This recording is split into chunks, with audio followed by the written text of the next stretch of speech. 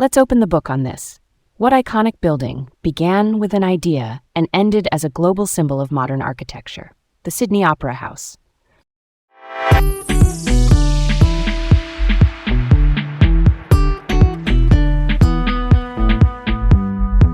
Hi, I'm Leah, feeling energized and ready to dive into today's fascinating topic. And I'm Garrett, excited to explore the wonders of the Sydney Opera House with you. Welcome to Laid Back Learning with Leah and Garrett. All right, let's set the stage for this one.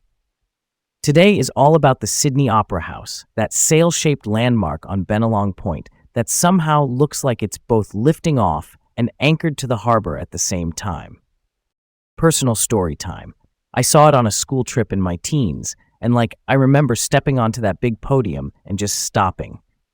The scale kind of swallows you, but in a good way. The tiles glowed, even though it was overcast, and when I got up near the glass, the harbor framed everything like a painting. I kept thinking about how many pieces had to come together to make a building feel that alive. That's one for the memory bank. Let's set the scene. The Sydney Opera House is a multi-venue performing arts centre on Bennelong Point, a headland that projects into Sydney Harbour between Sydney Cove and Farm Cove. It is wrapped on one side by the Royal Botanic Garden and sits just east of the Harbour Bridge. Because it is right on the water, the public terraces and promenades feel, like a civic living room. People gather there as much for the views as for the performances. Architecturally, it is an example of expressionist architecture, which basically means the form is bold and sculptural, aiming to spark emotion more than to follow strict symmetry. The Danish architect Jørn Utzon designed it after winning an international competition in 1957, and in 2007 it was inscribed as a UNESCO World Heritage Site for outstanding creative achievement. That's a huge deal, right? And functionally, it's a small city of art spaces. There's the concert hall with 2,679 seats, the Joan Sutherland Theatre with 1,507, the Drama Theatre, the Playhouse, the Studio, and the Utzon Room. Total seating is around 5,700 across venues. Resident companies include Opera Australia, Sydney Symphony Orchestra, the Australian Chamber Orchestra, Bangarra Dance Theatre, and a bunch more. So it's not just a postcard, it's a working machine for music, dance, and drama. Structurally, here's a neat twist. People call the roofs shells, but in strict engineering terms, they're not thin shells. They're precast concrete panels supported by precast concrete ribs. Precast means the pieces were made in molds in a controlled yard on site, then lifted into place. That hybrid approach made the dramatic curves possible without going full fragile eggshell. Its highest point is about 67 meters above sea level, like a 22-story building, and the whole thing stands on 588 concrete piers sunk roughly 25 meters below sea level for stability. The exterior cladding is a star in its own right. About 1.06 million ceramic tiles cover the roofs in a subtle two-tone chevron pattern, glossy white and matte cream. So from a distance you see luminous white, and up close you notice texture. The foyers are enclosed by big glass curtain walls. A curtain wall is a non-load-bearing glass facade. The vertical dividers in that glass are called mullions, and the podium is wrapped in pink granite aggregate. It's all very coastal yet refined. Inside, materials keep it warm and tactile. Off-form concrete, Australian white birch plywood, and brushbox glulam. Glulam is glue-laminated timber, layers of wood bonded for strength and stability. Also, the concert hall houses the world's largest mechanical tracker action organ with over 10,000 pipes. Tracker action means the keys connect mechanically to the valves. It gives the organist a very direct touch. All right, let's roll on to how it all began. Eugene Ainsley Goossens, who was the chief conductor of the Sydney Symphony Orchestra and director of the NSW State Conservatorium of Music in the late 1940s, pushed for a proper opera and orchestral venue. Sydney Town Hall just wasn't cutting it for big modern productions. Then in 1954, NSW Premier Joseph Cahill backed the idea and picked Bennelong Point. Goossens really insisted on that site, trading central city convenience for a dramatic headland stage. A year later, in 1955, Cahill launched an international design competition. They received 233 entries from 32 countries. The brief asked for two halls, 3,000 seats and 1,200 seats, both doing opera, orchestral, choral, ballet, even lectures and mass meetings. That's a Swiss Army knife brief, and honestly, it planted seeds for later acoustic compromises. The jury included Eero Saarinen, a major modern architect from the United States, and he famously spotted Jorn Utsson's radical submission in the reject pile and championed it. Utsson's concept was inspired by natural forms like shells and clouds. In 1957, he won, and by 1958, the old Fort Macquarie tram depot on the site was demolished. Here's where the plot thickens. Construction started in 1959 before the final drawings were complete. You can feel where this is going, right? That early start locked in podium dimensions before the roof geometry was resolved. Why would they move ahead so fast? Political momentum. There was pressure to deliver, and it created a cascade of rework later. Middle chapter. Early 1960s, delays piled up. By January 1961, they were reported 47 weeks behind. The big breakthrough came mid-1961 when the team agreed the roof forms would all be generated from a single sphere of about a 75.2-meter radius. Instead of bespoke curves for each sail, they standardized the geometry. That meant reusing molds, ramping up precast ribs and panels, and making the whole thing buildable at scale. It's wild how one clean geometric idea can unlock everything else.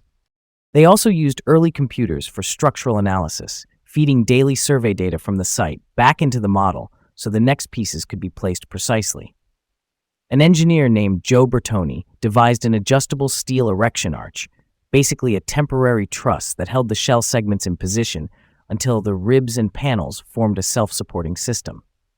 On site, M.R. Hornibrook, the contractor, set up a factory to cast thousands of ribs and panels. Tile sheets were pre-assembled on the ground and lifted into place. Wind tunnel testing helped with pressure distribution for those huge tiled surfaces. Methodical, repeatable, and pretty genius. Then the politics shifted in 1965 when Premier Robert Askin's government took over. The project moved under the Ministry of Public Works, and scrutiny tightened on cost and schedule. Davis Hughes, the minister, clashed with Utzon over procurement and control, and by early 1966, Utzon was owed significant fees. Funding was withheld, which meant he couldn't even pay his staff. Why hold back money like that? The official stance was about accountability and process, but the net effect was a breakdown in trust. In February 1966, Utzon resigned and left Australia. He never returned. Resolution phase. Peter Hall, an Australian architect, stepped in to lead completion of the interiors, working with E.H. Farmer, D.S. Littlemore, and Lionel Todd. They made significant changes. The big hall became a dedicated concert hall. The smaller hall handled opera and ballet, later named the Joan Sutherland Theatre. They redesigned the curtain walls with steel mullions instead of Utsson's proposed plywood ones, and they clad the podium down to the water. Those moves balanced performance, durability, and constructability, even if they diverged from Utsson's material palette. Not everything was smooth. The Opera Theatre's orchestra pit is notoriously tight, and the concert hall's very high ceiling led to on-stage acoustic challenges. Perspex acoustic clouds were hung as a fix, but didn't fully solve it. There was also a remarkable labor moment in 1972 when workers ran a 5-week work-in, meaning workers' control of the site. They negotiated better pay and conditions and kept things moving. Roof tiling finished in 1968, and in October 1973, Queen Elizabeth II officially opened the Opera House. The final price tag landed at about 102 million Australian dollars, roughly 1,357% over the original real-term estimate, and the project finished about a decade later than first planned. But the legacy is undeniable. It evolved into a living cultural landmark with over 1,800 performances a year, about 1.4 million attendees, and around 10 million visits to the site annually. It garnered layer upon layer of heritage recognition, culminating in its 2007 UNESCO inscription. And in 2003, Jorn Utzon received the Pritzker Architecture Prize, with this building cited as his masterpiece. All right, here's where it gets really interesting. The credit for the spherical solution, that one sphere generating all the shells, is disputed. Some accounts, including correspondence from the engineering firm, attribute the idea to Utzon. Others, like engineers in Ovarup's camp and later reflections by team members, emphasize that the engineering group developed and validated the approach through intense analysis. My take: Utzon's vision framed the problem so elegantly that the spherical logic was, almost inevitable once you saw the form. He had a gift for finding a simple, poetic generator. That's a solid point. I'll nudge the other angle. The engineering team at Ove Arup and Partners did the heavy lifting to prove the geometry, standardize molds, and sequence construction. Without that, the elegant idea doesn't leave the sketchbook. They used early computers, daily surveys, and that adjustable erection arch to make an abstract sphere become thousands of precise parts. To me, the breakthrough is like the definition of collaboration. Architect frames the vision. Engineers translate it into kit form that can actually stand up to wind, water, and time. Real talk. It can be both. A visionary seed and a rigorous build-out. The consensus today seems to be just that. The spherical solution emerged from close architect-engineer collaboration. Maybe the most opera house thing about the opera house is that it took a chorus, not a soloist. Speaking of which, pop culture gave us a front-row seat to some of the drama. The BBC documentary Autopsy on a Dream from 1968 laid out the controversies, including the removal of some already installed stage machinery during the interior changes. And years later, the building even made it to the finalist list for the new 7 Wonders of the World campaign. Didn't clinch the top 7, but yeah, that checks out as a nod to its global status. Let's try a what if. What if your Utzon had remained in charge through completion? I picture a more cohesive interior language, with materials and details echoing the exterior's clarity. Maybe the plywood mullions for the glass walls would have stayed, giving the foyers a warmer, craft-driven rhythm. Acoustically, if the main hall targets had been reset closer to 2,000 seats, as acoustician Lothar Kremer advised, you could imagine stronger early reflections. That's the quick sound that bounces back to performers and helps them hear themselves. The onstage experience might have felt tighter, more supportive. I'm down for that vision. At the same time, keeping Utzon might not have erased the tricky parts: cost, governance, procurement philosophy. His preference for negotiating with specialist suppliers clashed with the government's open tender rules. If that tension stayed unresolved, we could have seen either a longer timeline or a different flavor of overrun. But I do think fewer midstream reversals would have meant less wasted work, possibly a leaner finish, and yeah, probably better on-stage acoustics without last-minute perspex clouds. Totally. And if he had stayed, the venues might have aligned a bit more cleanly with the original multi-purpose idea, or, alternatively, a more thoroughly planned split between concert and opera needs. Either way, keeping a single design hand on the tiller could have produced a more continuous thread from concept to doorknob. Still, the finished building we have is, astonishing, and it keeps adapting. That's close to the heart of it. Stay curious, everyone. Thanks for joining us on this journey. See you next time.